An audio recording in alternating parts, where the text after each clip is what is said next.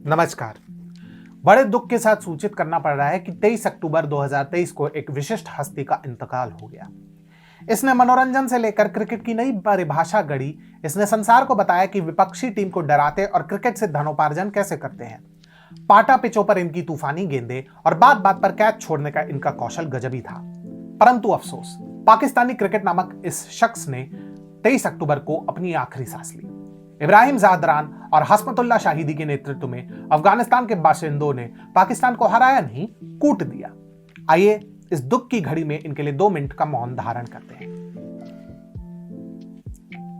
ओह अच्छा, बहुत हो गई ओवर एक्टिंग। तो आज हमारी चर्चा होगी पाकिस्तान क्रिकेट के देहावसान पर और कैसे ये टीम दूसरों के लिए एक सो कॉल्ड दुस्वप्न से लेकर एक वॉकिंग टॉकिंग मीम में परिवर्तित हो गया।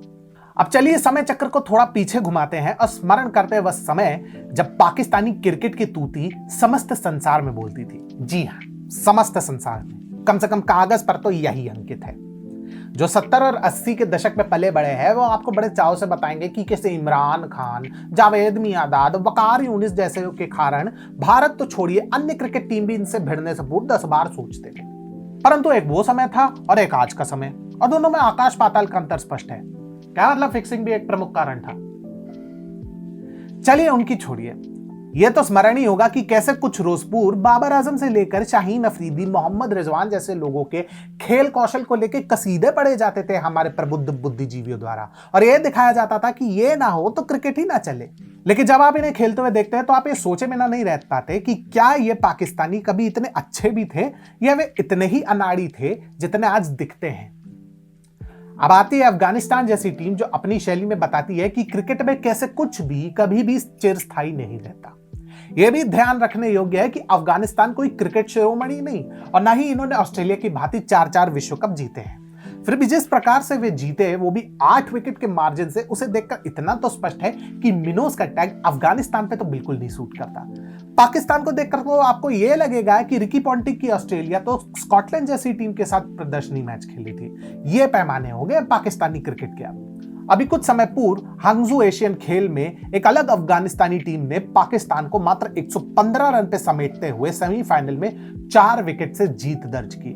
फिर फाइनल में वे नेट रन रेट के आधार पर भारत से हार गए क्योंकि भाई बारिश से मैच धुल गया और उन्हें रजत पदक से संतोष करना पड़ा। इसके अतिरिक्त इसी विश्व कप में उन्होंने पूर्व चैंपियन इंग्लैंड को 69 रनों से हराया था। अब एक काम नौसिखियों का तो हो नहीं सकता। किसी समय एक सज्जन पुरुष ने ऑनलाइन पोस्ट किया था, भारत पाकिस्तान क्रिकेट मैच हाल के दिनों में सबसे ज्यादा ओवर सेलिब्रेटेड क्रिकेट मैच रहे, अर्थात इन्हें आवश्यकता से अधिक भाव दिया गया है। अब समझ में आता है कि वे महोदय कितने दूरदर्शी थे। जो जिम्बाब्वे से जीतने में हाफ जाए वह काहे की नंबर 1 टीम, परंतु जो अपनी गलतियों से सीखे वो पाकिस्तान का होगा। लगभग 2 सप्ताह हो गए जब भारत ने पाकिस्तान को अहमदाबाद में करारी शिकस्त दी और फिर भी पाकिस्तान का आरोप प्रत्यारोप अपने शिखर पर है। अंगूर खट्टे हैं को इन्होंने अलग ही परिभाषा दे दी है। यहां तक कि उन्होंने अहमदाबाद में भारतीय दर्शकों के बारे में शिकायत करते हुए आईसीसी तक का द्वार खटखटाया, केवल इसलिए क्योंकि अहमदाबादियों ने अपनी टीम का आक्रामक समर्थन किया था। परंतु इन्हें भी क्या दोष देना जब इनके स्वयं के क्रिकेटर ही बहानेबाजी में गोल्ड मेडल सहित पीएचडी किए हों। उदाहरण के लिए इमामुल हक के आहार संबंधी आपदा को ले लीजिए।